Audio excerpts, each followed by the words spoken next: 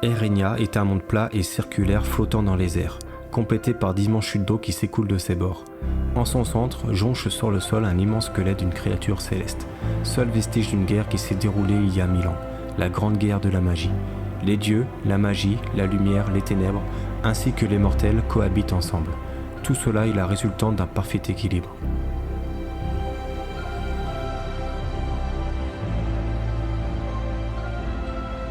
Le noyau du disque monde est constitué d'une sorte de substance qui s'écoule comme une rivière, baptisée l'éther. C'est de cette substance que provient la magie. Les légendes racontent que c'est l'essence même des pouvoirs des dieux. Certains hommes et certaines créatures naissent avec une infime quantité d'éther dans leur sang, ce qui leur confère certains pouvoirs. Ce pouvoir fut appelé la mana.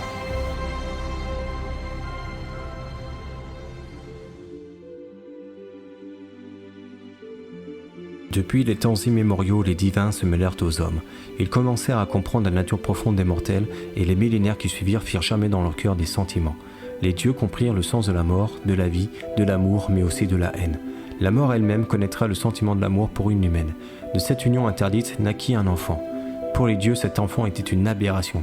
Il devait être éradiqué. Il fut pourchassé toute sa vie par ces derniers.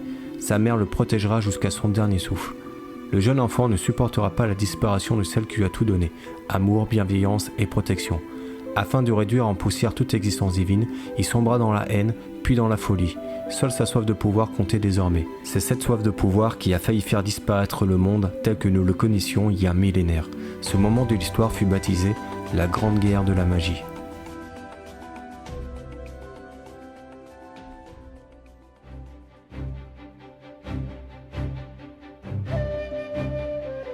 Historia est la capitale de ce monde. Elle est dirigée par un roi tout-puissant. C'est dans cette ville que les deux religions du royaume se disputent une partie du pouvoir. Il y a d'un côté l'église de la lumière et de l'autre l'église des ténèbres. Elles vénèrent toutes les deux leurs dieux respectifs. La plus grande et puissante guilde d'aventuriers se trouve également ici.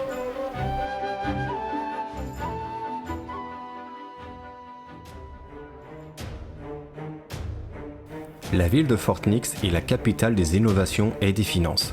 La plus grande banque du monde est dirigée par des gobelins. À leur tête, le docteur Vega Octavius.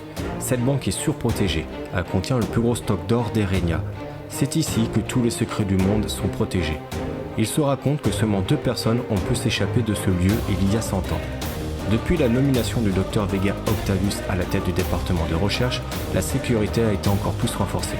Qu'est-ce qui se cache dans ces lieux pour justifier une telle protection ?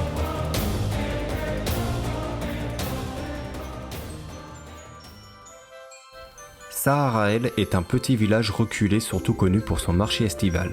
Les plus grands marchands du monde d'Erénia viennent ici pour générer à coup sûr un profit. C'est lors de ce marché que vous aviez empêché des bandits de réaliser leur plan qui consistait à subtiliser les précieux biens des marchands. C'est ce fait d'armes qui vous fera rencontrer un certain Viahan Sanjak.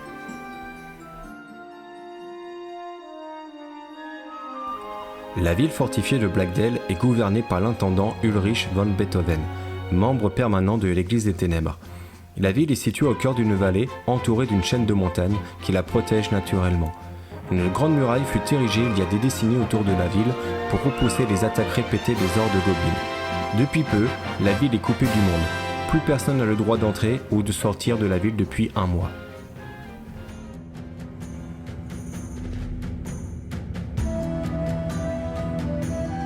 Kaeril est une ville troglodyte.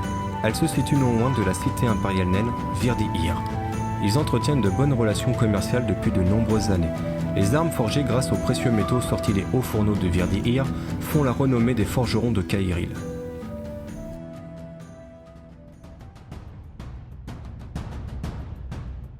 Virdi-Ir est une cité souterraine creusée au cœur d'une montagne. C'est la capitale des nains. Les hauts fourneaux de la fonderie de Mithril tournent à plein régime jour et nuit. C'est le métal le plus solide et le plus convoité du monde. C'est pour protéger leurs mines que les nains subissent dès leur plus jeune âge un entraînement militaire rigoureux. De nombreux guerriers provenant de la cité ont marqué l'histoire. Le légendaire guerrier Seto Barbe de Pierre fut proclamé empereur. C'est un nain bon et juste. C'est le premier empereur de leur histoire à ouvrir les portes de la cité au reste du monde. Un petit groupe n'accepte pas cette politique. Ils sévissent dans l'ombre dans le but de renverser l'empereur. Autrefois, Esquelar possédait la plus grosse force militaire du monde.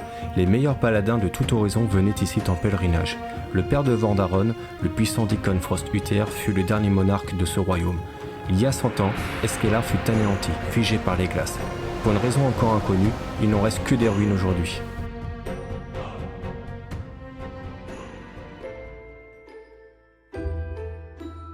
La cité d'Adeomphia était une cité cachée au cœur de la forêt d'émeraude, la seule forêt où y poussaient les arbres wapas.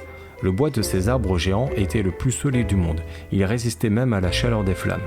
Les elfes vivaient en parfaite harmonie avec la nature. Le roi Uther d'Esquelar confia à son vieil ami Rion Artaldal, le chef de la cité, un puissant artefact datant de la Grande Guerre de la Magie, le miroir des vérités. La cité fut calcinée par les flammes noires d'un être sombre pour une raison obscure.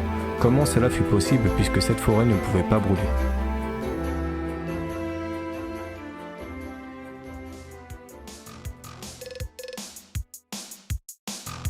Une ville sombre, humide et puante. Voici ce que fut la cité d'Omblin. Un paradis pour gobelins sans loi où seule la violence et l'or permettaient de régler indifférents. Le roi d'Omblin, Arthas le Superbe, fit régner l'ordre en écrasant les opposants et en s'octroyant la plus grande part de butin à chaque pillage. Il était un modèle pour la cité. Le roi Arthas fut transformé en aberration par un puissant sort invoqué par Saul, une entité millénaire démoniaque qui depuis 1000 ans manipulait de génération en génération les rois d'Omblin, afin d'absorber du sang royal qui le garda en vie depuis tout ce temps. La cité disparut, écrasée et détruite des mains même de leur roi sous sa forme d'aberration. Personne ne sait ce qu'il est devenu de Saul et du roi depuis toutes ces années.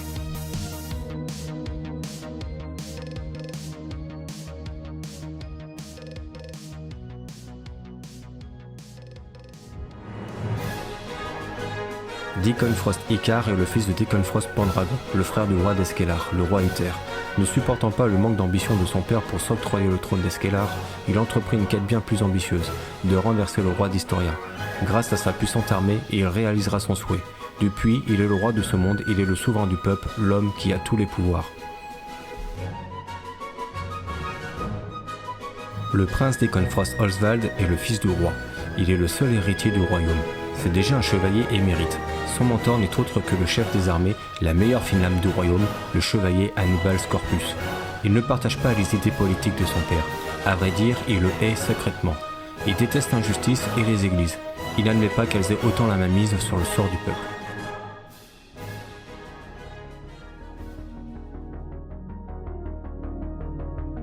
La famille Sanjak est une des plus glorieuses d'Erennia. Leur lignée remonterait au roi des premiers hommes. Ils ne jurent que par la noblesse et la pureté du sang. Pour faire prospérer leur héritage familial, ils ont souvent recours à la consanguinité. Baald est l'intendant de la capitale. Il n'y a que le roi qui peut lui donner des ordres. Il ne respecte que sa mère, il lui voue un culte sans fin. De cette relation incestueuse naquit un enfant, qu'ils ont baptisé Viahan. C'est un homme avide de pouvoir et de richesse. Il a une sainte horreur des pauvres, en revanche, il adore les faire castrer. Cela lui permet de purifier la ville et de compléter sa collection qu'il commença dès son plus jeune âge.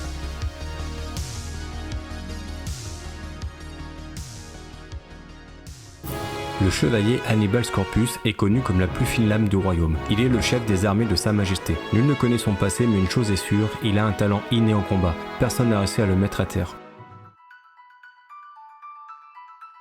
Le grand Pope est le plus grand prêtre du royaume. Il est le médecin attitré de Sa Majesté. Sa froideur n'a d'égal que son immense savoir.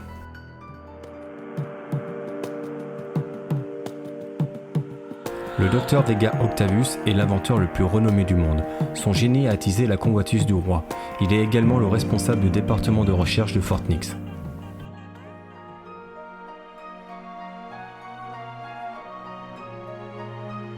Chaque église est dirigée par un grand inquisiteur. Ils sont tous les deux responsables du tribunal suprême. Ils sont garants du respect des lois du monde d'Erennia. Ils ont le droit de vie ou de mort sur le peuple.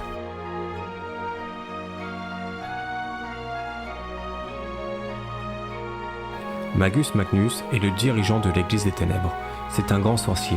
Il connaît les rouages de la magie des arcanes, la plus puissante des magies.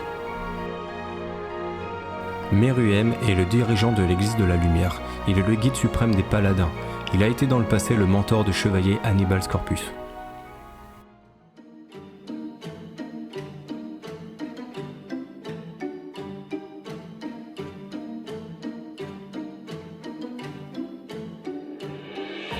L'enchanteur Bartholomé Albus Perceval est le directeur de la Guilde des aventuriers d'Historia.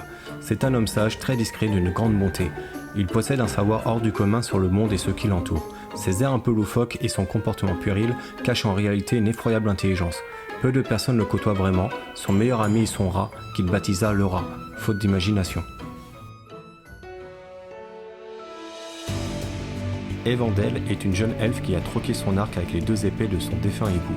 Autrefois, elle était toujours souriante et désinvolte, mais depuis cette disparition tragique, elle est devenue une personne toujours sérieuse et concentrée. Elle forme avec Lorimar le duo d'aventuriers le plus efficace de la guilde. Elle rejette systématiquement ses avances par crainte de trahir son amour perdu.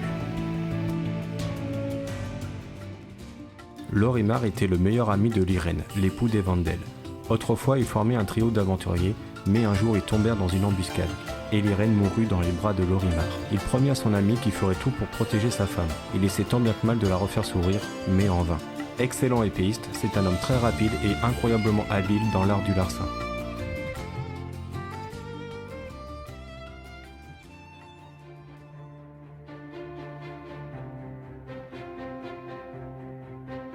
Le Tout-Puissant, c'est le Dieu suprême, le créateur de toutes choses. Il est l'alpha et l'oméga, et il est l'être céleste au-dessus de tout.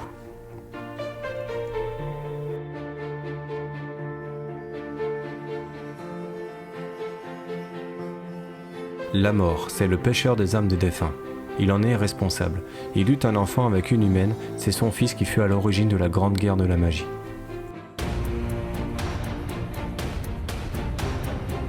Pharos, le dieu de la lumière. C'est le dieu suprême des prêtres de l'église de la lumière. Il est fasciné par la création et l'alchimie. Pour assouvir sa curiosité, il fera découvrir les sciences aux hommes.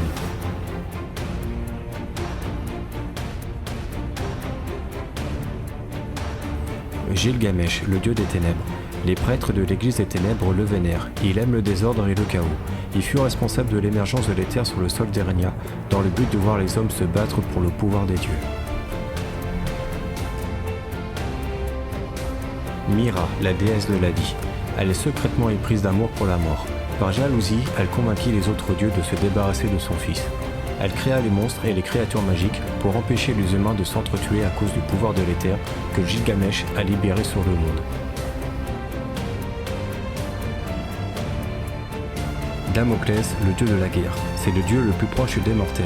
Il adore participer aux guerres et aux batailles sous une forme humaine qu'il s'est créée. Une fois seulement, il a été obligé de se battre sous sa véritable apparence, car sa forme humaine était trop faible contre un tel adversaire. Il perdit son 6e bras lors de ce combat face au fils de la mort.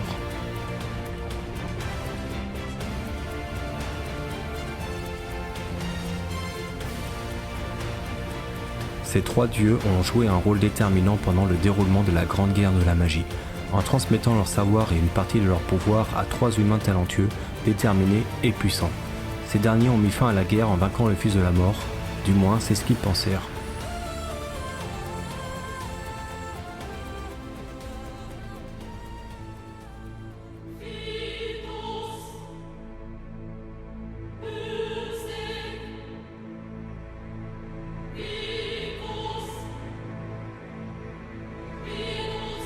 Exarchun est un funeste chevalier de givre. Il a le don de contrôler les morts pour qu'ils combattent à ses côtés. C'est avec un cœur de glace qu'il abat sans remords chacun de ses ennemis. Dans le passé, il tua Vandaron en lui transperçant le cœur avec sa lame de givre. Le destin ou autre chose permettra à celui-ci de récupérer sans le vouloir une partie des pouvoirs d'Exarchun. Ainsi, il revint du royaume des morts avec pour motivation la vengeance. Mobius est le seul être vivant à avoir atteint le summum de la maîtrise du feu. Sa puissance est caractérisée par la couleur noire de ses flammes. Seuls les dieux sont capables de contrôler un tel brasier. Il a la capacité de carboniser les êtres vivants à distance rien qu'avec la pensée. Il y a 100 ans, lui et les autres seigneurs de l'Apocalypse attaquèrent Adianthia, la cité de naissance de Kaelis.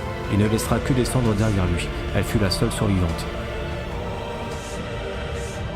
Artémis a atteint un tel niveau dans l'art de l'alchimie qu'il se raconte qu'il tient son savoir des dieux. Au lieu de lancer des sorts, il capture son propre potentiel magique dans les liquides qu'il fabrique, les imprégnant de pouvoirs virulents qui lui permettent de devenir particulièrement mortel avec les poisons. Drasso fut missionné d'une quête par la mort elle-même pour le faire comparaître devant elle. Cela fit 1000 ans que l'alchimiste déjoue les plans de celle-ci.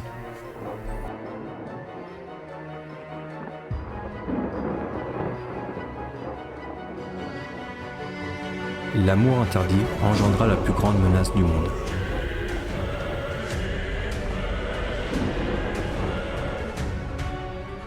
Amadeus est le fils de la mort. Tapi dans l'ombre, il est le marionnettiste qui contrôle tout. Il a pour ambition de détruire les dieux. Il y a 1000 ans, il a été près du but, mais 3 hommes réussissent à le vaincre. Malheureusement, il survécu et personne ne sait ce qui est advenu des 3 héros. L'histoire est sur le point de recommencer. Comment va-t-il s'y prendre pour parvenir à ses fins ?